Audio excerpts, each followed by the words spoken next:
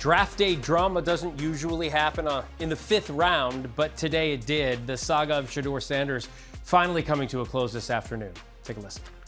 With the 144th pick in the 2025 NFL Draft, the Cleveland Browns select Shedeur Sanders, quarterback, Colorado. Listen to the reaction. Sanders' brother posting this video on Twitch, reacting to the pick.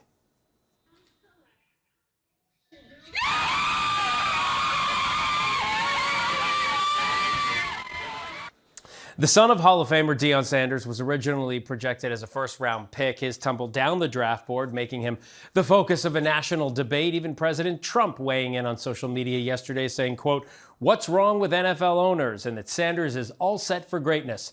So what was behind the fall? Let's bring in Anscape senior culture writer Justin Tinsley to try to make sense of all this. And we should point out before we get started, that is the appropriate amount of excitement to be drafted into the NFL. It is an incredible achievement. However, this whole thing took over social media when Sanders wasn't picked after the first two nights. You were ahead of everybody on this story, we have to tell everybody, when a month ago you wrote, and we'll quote it for people, Shedeur Sanders' confidence at the NFL Combine rubbed some the wrong way. It shouldn't have. What did you mean by that, and what do you think is behind what happened in the draft?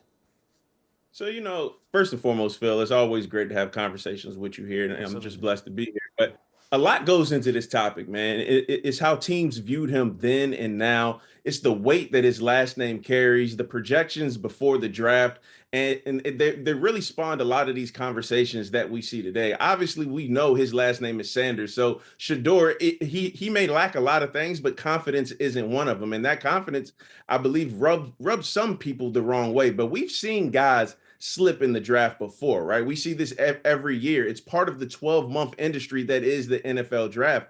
But this really emotional, really sometimes flawed and sometimes accurate conversation around Shedeur, it really all stems from the fact that there was this huge disconnect in terms of how these front offices may have viewed him as a prospect and how these projections labeled him as a top 2 or 3 pick to slide all the way to, like you said, pick 144 in the 5th round. There were a number of teams that badly needed a quarterback, some of them, including the Browns, passed on him, some even multiple times. Did these teams really think he didn't have the talent to match his personality? And that's the thing that rubs me in a certain way too, Phil, because yes, he's confident. Yes, he may be arrogant, but you kind of want that in an NFL quarterback, right? You want that confidence going into a game. Like, we know we can win this game with this guy under center because he gives us a chance to. And it's not saying that like he's way too cocky to where he doesn't listen to people. But if you read all the reports about Shedeur, he's never once thrown a teammate publicly under a bus.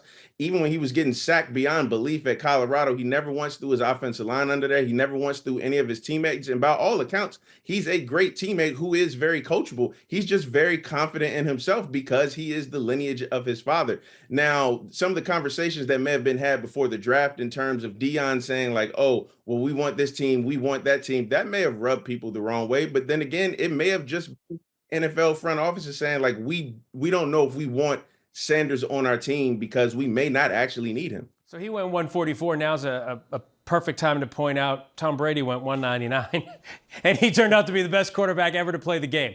Just putting that out there. Finally, how do you think he fits in with Cleveland in the grand scheme? This isn't about Shedeur, but this pick by the Browns to me is baffling. They're a franchise that's still in search of a star quarterback. Since they came back into the league in 1999, they've had 40 different starting quarterbacks, Phil. So they're the poster child of quarterback ineptitude. And just in the last couple of months, they traded up to get Shedeur in the 5th round. But this was after signing Joe Flacco, after trading for Kenny Pickett, after using a 3rd round pick on Dylan Gabriel. And oh yeah, they're still paying Deshaun Watson. So maybe their vision of a quarterback will unfold over the summer, but they don't really get the benefit of the doubt in terms of quarterback development. I was going to say no benefit of the doubt, but maybe they know something we don't know, or maybe they don't. Maybe. It could be maybe they don't. Justin, always good to talk to you. Thanks for taking the time. Happy Saturday. Happy Saturday to you too, Phil.